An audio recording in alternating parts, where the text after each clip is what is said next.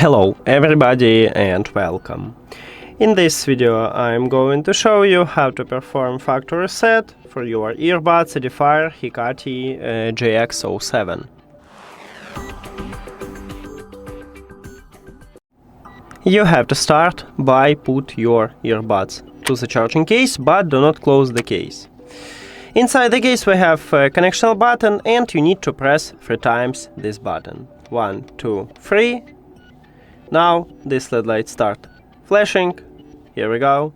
And then we need to reconnect these earbuds with your phone. So go to the settings, then Bluetooth or connected devices. And at the device list click the information icon or settings icon near to your headphones. Then forget this device and forget device. Now if you have Android, click pair new device at the top. And if you have iOS, I recommend it to or turn off and turn on the Bluetooth, or just go back and return to the Bluetooth.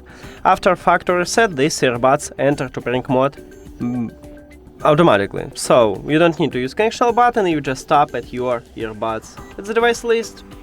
And that's it. Thank you for watching this video. If you found it helpful, please consider subscribing to the channel and leave the like on the video. See you later!